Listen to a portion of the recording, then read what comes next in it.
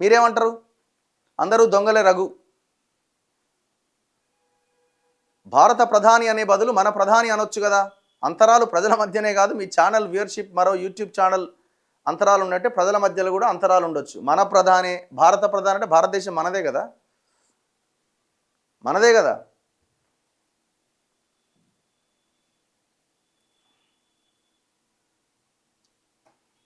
Next, మన దగ్గర విద్య ఉమ్మడి జాబితాలో ఉంటుంది. సెంట్రల్ షేర్ తక్కువ ఉన్నా స్టేట్ షేర్ ఎక్కువగా ఉండాల్సిన అవసరం ఎంతైనా ఉంది. అదే అంటున్నా నేను కూడా, ఇంతకుముందు చెప్పింది కూడా అదే, స్టేట్ షేర్ కూడా ఉండాలా. 7% మనకి ఇంకా 15% పెట్టడానికి అన్ని అవకాశాలు ఉన్నాయి.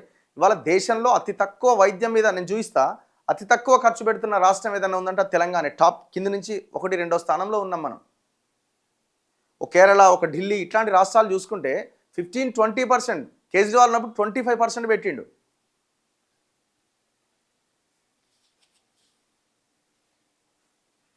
చిత్తశుద్ధి, బుద్ధి కూడా లేదు మన లీడర్లకు. కేసీఆర్ కన్నా కొంచెమన్నా రేవంత్ రెడ్డి బడ్జెట్ డబ్బులు లేక ఇలా నడుస్తుంది, కొంచెం మార్చుకోవాలి. చాట్ జీపీటీ కంటే గూగుల్ జెమినీలో ఇన్ఫర్మేషన్ చాలా బాగుంటుంది. ఓకే, తప్పకుండా అది కూడా ట్రై చేద్దాం. రాహుల్ గాంధీ చెబితే కరెక్ట్, మోదీ ఏది చెప్పినా తప్పట. ఇప్పుడు ఇంతకాలం ఈ దేశాన్ని పరిపాలించింది వాళ్ళే కదా, వాళ్ళది కూడా గట్లనే ఉన్నది. సరిపోయిందా? సాటిస్ఫై అయినవా? ఊపిరి పీల్చుకో ఇక. ఇదే వచ్చింది లొల్లి. ఈ పార్టీ కార్యకర్త ఈయనంటే ఆయన ఫీల్ అయ్యి, ఆయనంటే ఈయన ఫీల్ అయ్యి. పబ్లిక్ ఏమంటున్నారు? మనిషికి మొదటి ఆధారం భూమి, తర్వాత విద్య.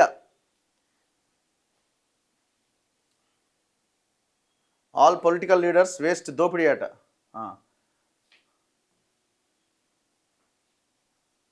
మళ్ళీ కాంగ్రెస్ వాళ్ళని అడిగితేనట 1 ఇయర్కి 15% అనలేదు, ఒక టర్మ్కి 15% అన్నాం అంటారట. సీఎం గారి ల్యాండ్స్ మాకు ఇవ్వండి. ఈ డంబాచారం, భజగోవిందం తప్ప ఏం లేదు. వీళ్ళు మీటింగ్ పెట్టినప్పుడు డిబేట్ కూడా ఉండాలి, వెంటనే క్వశ్చన్ చేయాలి. వాళ్ళు ఎక్కడ వస్తారు క్వశ్చన్ చేసి అడిగి? అంత సినిమా ఉందా వాళ్ళు ఫేస్ చేయడానికి?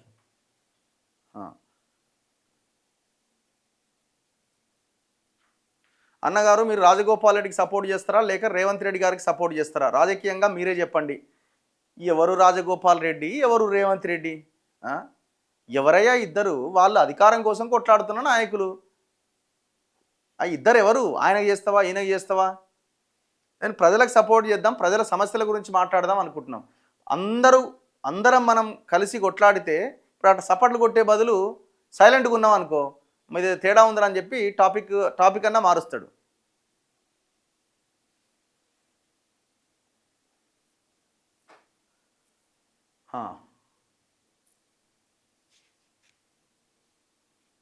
రఘుభాయ్, విద్యా వైద్యం నిర్లక్ష్యం చేయడం వల్ల పేదలు ఇంకా పేదలుగా మారిపోతున్నారు. ప్రైవేట్ కాలేజీలు, ఆసుపత్రులు ఇష్టారంగా రాజ్యంగా దోచుకుంటుంటే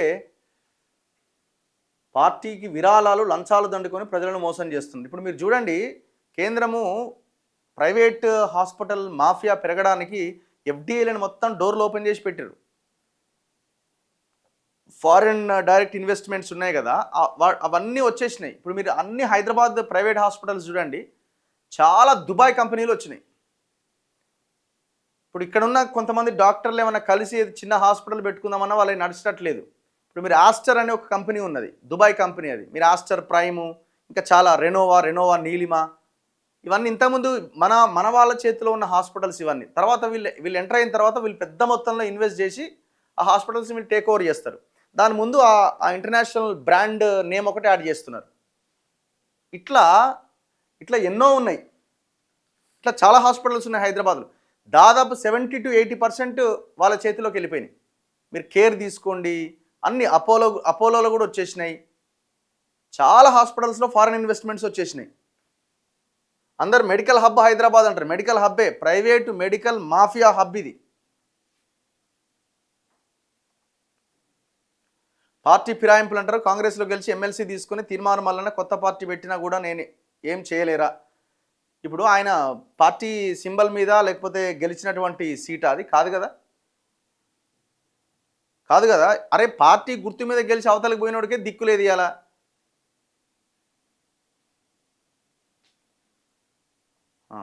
పీపుల్ ఆర్ షీప్స్ అట, అంటే ప్రజలు గొర్రెలు, వాళ్ళు మారరు అంటున్నారు ఒక ఆయన.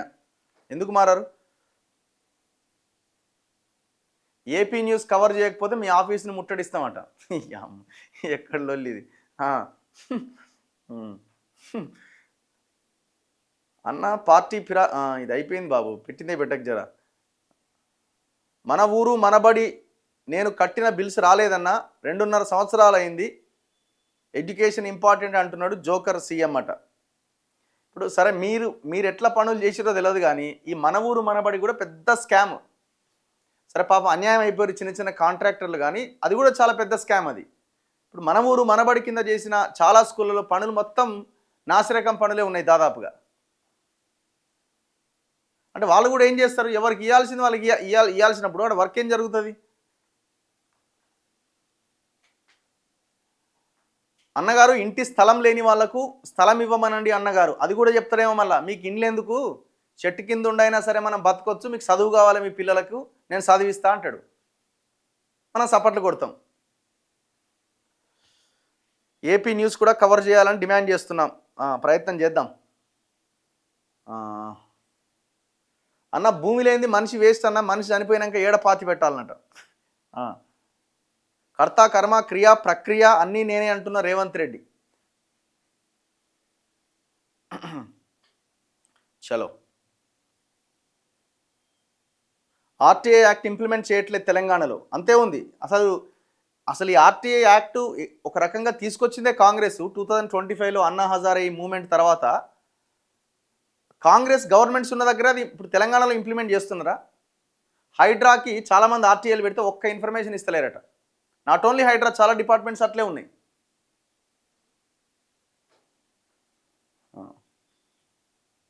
నో న్యూ ఫ్లైఓవర్స్ అట Hyderabad location from 2 years onwards. విద్యా వైద్యం కోసం కష్టపడే నాయకుడు ఎవరు గెలవరు, వాళ్ళకు కూడా అర్థమైపోయింది, అందుకే ఇట్లా మాట్లాడుతున్నారట. అదే అంటున్నా కదా, ప్రజలు కూడా ఆ లైన్ మార్చాలా, ఆ ఎజెండా మనమే ఫిక్స్ చేయాలా. ప్రజలు ఆ ఎజెండాను ఫిక్స్ చేసినప్పుడు అవతల లీడర్ ఎందుకు మారరు చెప్పండి. ఇప్పుడు ఇవాళ మొత్తం ఏం నడుస్తుంది, సీరియల్ పంచి మళ్ళీ పంచిన సీరియల్ ఎత్తుకపోతున్నారు అభ్యర్థులు. ఒక దగ్గర ఒక ఆయన కుక్కర్లు పంచి కుక్కర్లు తీసుకుపోతున్నాడు, నువ్వు ఓటేలే కదా నాది నాకు ఇచ్చేయని. ఎంత ఇజ్జత్ ఖరాబ్ చెప్పండి మీ ఇంటికి వచ్చి అడిగితే.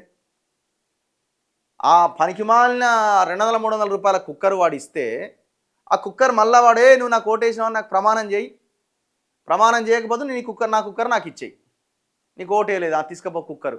ఇజ్జత్ ఏమన్నా ఉన్నదా? వాడు నడి రోడ్డు మీద బట్టలు ఇప్పినట్టే కదా మనల్ని. ఒకసారి ఆలోచించండి, ఈ డబ్బులు తీసుకొని మనం ఓటేస్తున్నప్పుడు ఇట్లాంటి సిచ్యువేషన్ చూసినప్పుడు ఎందుకు మన బతుకులు అని ఒక లైన్ మనం ఆలోచించాలా. ప్రతి 3 నెలలకు ఒకసారి ప్రభుత్వం మరియు ప్రతిపక్షం కలిసి ప్రజావేదిక పైన ముఖాముఖి చర్చ జరపాలి, అందుకే కదా అసెంబ్లీ ఉన్నది. కానీ దాన్ని ఇలా అసెంబ్లీని ఏం చేసిరో మనకు కనబడుతున్నది. అసెంబ్లీ అంటే అదే కదా. అన్న కరీంనగర్ మేయర్ గురించి మాట్లాడదాం అదే ఇప్పుడు. ఫ్యూచర్ సిటీలో 3000 ఎకరాలు కొన్న రేవంత్ రెడ్డి అన్నదమ్ములట. చాలామంది మంత్రులకు సంబంధించిన బినామీలు ఆ ఏరియా కొన్నారు. అక్కడ కుర్మిద్ద తాండా అని ఇంకొక 2-3 తాండాలు ఉన్నాయి. అక్కడ మేము ఒక 2-3 రోజులు అక్కడికి వెళ్ళాలి. అక్కడ 300 ఫీట్ల రోడ్డు వేస్తున్నాడండి. 300 ఫీట్ల రోడ్డు ఎక్కడన్నా ఉందా అని? 300 ఫీట్ల రోడ్డు తెలంగాణలో ఏం ఉద్ధరిద్దామని, ఏం చేద్దామని ఆ 300 ఫీట్ల రోడ్ల కోసం ఊర్లు లేపుకుండా పోతున్నాడు. అయితే ఈ కుర్మిద్ద అనే తాండాలో వాళ్ళు ఆల్రెడీ 2000 ఎకరాలు ఇచ్చిరట. సాలయ్య స్వామి ఆ కేసీఆర్ అన్నప్పుడే ఫార్మాసిటీ కోసం తీసుకున్నాడు, మాది అయిపోయింది, ఈ 200 ఎకరాలు వదిలే మా గ్రామం అన్న మిగులుతుంది అంటే, లేదు ఇది కూడా ఇవ్వాల్సిందే అని నానా హింస పెడుతున్నారట వాళ్ళని. డ్రోన్లు ఎగిరేస్తున్నారు రాత్రిపూట వచ్చి. 50 లక్షలు ఇస్తాం ఎకరాకి, నుంచి వెళ్ళిపోండి, అవసరమైతే ఇంకొంచెం యాడ్ చేస్తాం. ఇంకా కొంతమంది వచ్చాట, నేను పొంగులేటి మనిషిని, నేను పలానా రేవంత్ రెడ్డి మనిషిని, ఇది నా కంపెనీ ఉన్నది, నువ్వు నాకు తక్కువ కమ్ము, మీకు ₹1,00,00,000 ఇస్తే ఎకరానికి, మీరు నా మొత్తం భూమి అంతా నాకు ఇచ్చేయరి, తర్వాత చూసుకుందామని. అంటే ఆ టోటల్ భూములలో ఏంటంటే వీళ్ళయే కంపెనీలు, వీళ్ళయే కథ, వీళ్ళే బినామీలు, వాళ్ళందరూ వచ్చాక గద్దల్లాగా వాలిపోయి ఆ భూములు మొత్తం తీసుకుంటారు. ఒక కంపెనీకి ఇచ్చినామని ఒక బినామీ కంపెనీ సృష్టిస్తారు, ఆ కంపెనీ పేరు మీద పెట్టేస్తారు. ఇందులో డెవలప్మెంట్ లేదు, నా తెలంగాణ ఆలోచన లేదు, ఏమీ లేదు, అంత పెద్ద బోగస్. రైతు భరోసా ఎప్పుడు వేస్తాడు, ఏం ఆలోచన అక్కర్లేదు మీకు. టైం లోపల చైర్మన్ను ఎన్నుకోకపోతే, కోరం లేకపోతే ఎలక్షన్ రద్దు చేయాలి. అదే ఉన్నది కదా ఇప్పుడు 16 ఇవాళ, రేపు చూస్తారు. ఇవాళ కోరం లేదనుకో రిజర్వ్ డే రేపు, రేపు మళ్ళీ పిలుస్తారు. రేపు కూడా కోరం లేదనుకో తీసి పడేస్తారు. మంచిర్యాల మేయర్ ఎవరట, అంతా క్యాంపులో నడుస్తుంది అంతా. అక్కడ కూడా కాంగ్రెస్ గట్టి ప్రయత్నాలు చేస్తున్నది.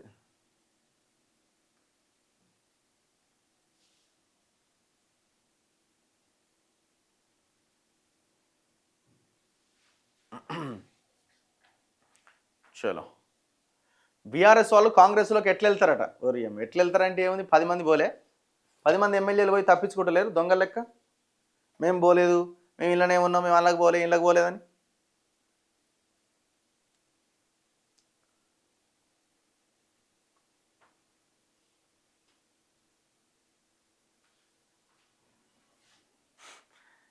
రఘు అన్న, నేను మీకు చాలా పెద్ద ఫ్యాన్, బట్ మీరు కోవా బన్ మీద ఆలీ మీడియా సింపతి వీడియోతోని నికార్స్ అయిన లెఫ్ట్ ఐడియాలజీతో నేను చాలా హర్ట్ అయ్యాను. నేను అన్సబ్స్క్రైబ్ చేశాను. మరి నచ్చకపోతే చేయండి. నేను ఆ బాధితుడు కాబట్టి బాధితుడి పక్షాన నిలబడ్డా, బాధితుడి పక్షాన మాట్లాడిన. ఇప్పుడు అది జనసేన పార్టీ ఎన్డీఏలో ఉందిగా భాగస్వామి, ఆయన నాగబాబు ఆయన పార్టీ లీడరే కదా, ఆయనే పిలిచి ఇది అన్యాయం అని మాట్లాడిండు. దానికి ఏమంటాం? బన్నులు అమ్ముకునే వ్యక్తి మీద ఈ ప్రతాపం ఏంది నాకు అర్థం కాదు. ఏమన్నా అర్థం ఉందా అండి? నాకు అర్థం కాదు. అలా ఏదో ఒకట ఉమ్మేసి అమ్ముతున్నారట. ఎవడు అమ్మిండు? ఉమ్మేసి అమ్మితే వానికి గల్లబట్టి కేసు పెట్టి లోపల పడేయండి కనబడితే నన్న. హలాల్ చేస్తే తినాలన్నా, ఎవడు తినమంటుండే? హలాల్ చేస్తే తినొద్దని చెప్పండి. ఎవడు నమ్ముతాడు నమ్మనోడు నమ్మాల్సిన అవసరం లేదు. 10 రూపాయలకి ఎట్లా కోవా బన్ అమ్ముతారు అడుగు, దాని మీద క్వశ్చన్ చేయి. 10 రూపాయలకి ఎట్లా అమ్ముతున్నారని ఒక డిబేట్ పెట్టు, సోషల్ మీడియాలో పోస్టులు పెట్టు. అందరూ అమ్ముతున్నారు. మరి ఓన్లీ ఒక వర్గమే, చాలామంది దాని మీద బతుకుతున్న వాళ్ళు కూడా చాలామంది ఉన్నారు. వాళ్ళు ఇప్పుడు ఒక దుకాణం పెట్టుకొని ఒక పెద్ద లైట్లు వేసి అమ్ముకున్నోడికి ఏమో వానికి ఖర్చులు ఎక్కువ ఉంటాయి. వాడు 10 మంది ఎంప్లాయీస్ని పెట్టుకుంటాడు, టేబుల్స్ ఉండాలా, కుర్చీలు ఉండాలా, సిట్టింగ్ కోసము ఏసీ ఉండాలా, ఇవన్నీ ఉన్నాయి. కూడా వాడు అన్ని ఖర్చులు ఎలా తీసుకోవడానికి 10 రూపాయలు 100 రూపాయలకు అమ్ముతాడు. అర్థమైందా? 100, 10, 50 కన్నా అమ్ముతాడు. వీళ్ళదేముందని ఇంట్లో తయారు చేసుకుంటారు, సైకిళ్ళ మీద బండ్ల మీద వచ్చి అమ్ముకొని పోతారు. వాళ్ళు ఎక్కువ లాభాన్ని కూడా ఆశించరు. వాళ్ళు ఏం కలిపినా ఆ క్వాంటిటీ పెరగడానికి అందులో వాళ్ళు ఆ బొంబాయి రవ్వ తప్ప వాళ్ళు ఇంకా పెద్దగా కలిపేది ఏమి ఉండదు అందులో.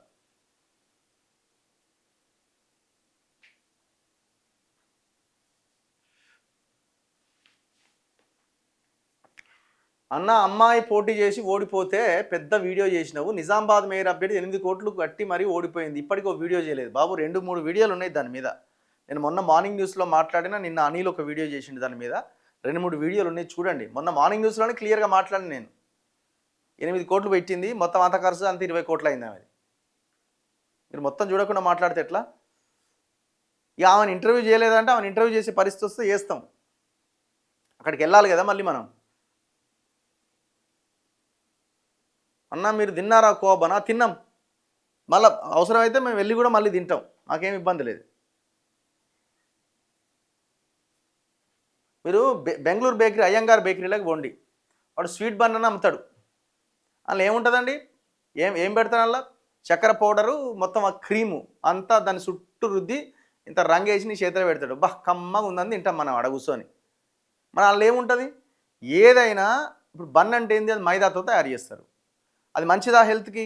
రోజు తినడం వల్ల మంచిది కాదు. ఏదో అట్లా పోతే ఏదో ఒకసారి తింటే అది అంతవరకే. ఆ మైదాతో తిన్న ఏదైనా బాడీకి డైరెక్ట్ ట్రాన్స్ ఫ్యాట్, అది 100% ఫ్యాట్గా మారుతుంది. అది మంచిదేం కాదు. పాలు అని అన్నాం అనుకోండి, ఇప్పుడు వాళ్ళు ఏం తయారు పాలు వేస్తారా అని, నువ్వు తాగే పాలు ఏందనుకుంటున్నావు? పాల ప్యాకెట్లలో పాలు అంతా కల్తీయే. హైదరాబాద్లో 1 కోటి లీటర్ల పాల వినియోగం ఉన్నదని చెప్తున్నారు లెక్కలు. ఏ టైంకి వెళ్ళినా నీకు పాల ప్యాకెట్ అందుబాటులో ఉంటుంది, సిటీలో కానీ ఎక్కడైనా కానీ. కానీ 50 లక్షల లీటర్ల పాలు మాత్రమే ఉత్పత్తి అవుతున్నాయి, మిగతా అంతా షార్టేజ్ అని లెక్కలు చెప్తున్నాయి. షార్టేజ్ ఎక్కడుంది మరి? మిగతా పాలు ఎక్కడి నుంచి వస్తున్నాయి? మొత్తం కల్తీనే. నువ్వు తాగే నీళ్లు కల్తీ, నువ్వు తాగే పాలు కల్తీ, నువ్వు ప్రతిదీ కల్తీనే.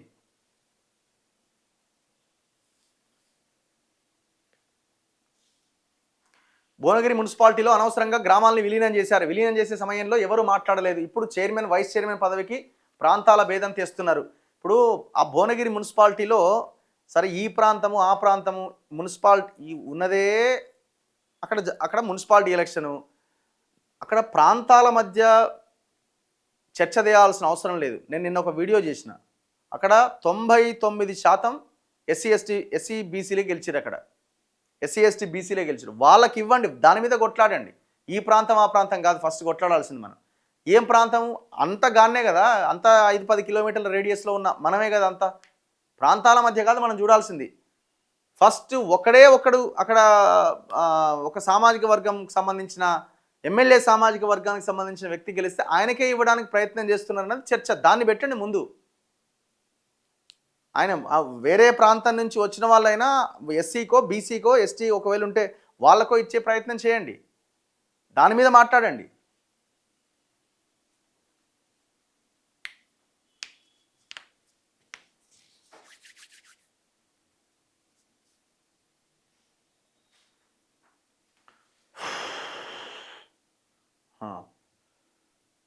హామీలు వేగంగా వస్తాయి, అమలు మాత్రం త్వరలోనే ఉంటుంది. అంతే, త్వరలో, అతి త్వరలో అయిపోయింది. ఇంకా 4 రోజులు గట్టిగా అడిగినానికి ఇచ్చేసినాగా అప్పుడే అంటారు. ఇప్పుడు 2 లక్షల ఉద్యోగాలు ఏమైనా అన్నాం అనుకో, 2 లక్షల ఉద్యోగాలు 5 ఏళ్లలో కదా ఇవ్వాల్సింది అంటున్నారు. ఇంతకుముందులాగా ఎప్పుడో పేపర్లల్లో ప్రింట్ అయితే ఆ పేపర్ ఎప్పుడో పడేసే వ్యవహారం లేదు. ఇప్పుడు ఇక మొత్తం డిజిటల్ అయిపోయింది కదా. నువ్వు ఇట్లా మాట్లాడినవో లేదో మొత్తం అంతా వచ్చేస్తుంది. ప్రియాంక గాంధీ మాట్లాడింది, రాహుల్ గాంధీ మాట్లాడింది, రేవంత్ రెడ్డి మాట్లాడింది, మొత్తం వచ్చేస్తుంది. జెడ్పీటీసీ ఎంపీటీసీ ఎలక్షన్స్ ఎప్పుడు మేబీ నేను అనుకోవడం 23, 24 అట్లా నోటిఫికేషన్ వచ్చే ఛాన్స్ ఉందని అనిపిస్తున్నది. ఎందుకంటే మార్చి 14 నుంచి 10th క్లాస్ ఎగ్జామ్స్ ఉన్నాయి. తొర్రూరు మున్సిపాలిటీ పరిస్థితి ఏంది? తొర్రూరులో గేమ్ నడుస్తున్నది. ఇప్పుడు వాళ్ళు 9 గెలిచినట్టున్నారు, అందులోంచి ఒకరో ఇద్దరో ఇటు లాగినట్టున్నారు. మొత్తం అంతా ఇంట్రెస్టింగ్గా నడుస్తున్నది అక్కడ వ్యవహారం. ఇప్పుడు పొంగులేటి శ్రీనివాసరెడ్డి మొన్న క్యాబినెట్ ఏదో మీటింగ్ లాగా జరిగింది కదా, ఆ మీటింగ్లో లేడు, ఆన్నే ఉన్నాడు. ఆ జనగాము తొర్రూరు ఈ ప్రాంతాలని ఇచ్చేయడానికి ఆయన మొత్తం కొనుగోలు వ్యవహారాల్లో అక్కడ బిజీగా ఉన్నాడు. ఆయన ఆధ్వర్యంలో నడుస్తున్నది, ఎందుకంటే ఇన్ఛార్జ్ మినిస్టర్ ఆయనే కదా అక్కడ.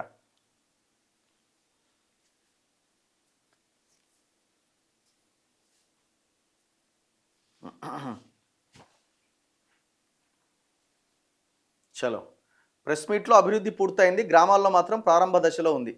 పోచంపల్లి మున్సిపాలిటీ పరిస్థితి ఏందట? ఏమో మరి, నేను ఫాలోఅప్ చేయలేదు దాన్ని. అక్కడ మెజారిటీ వీళ్ళే గెలిచినట్టున్నారు కదా.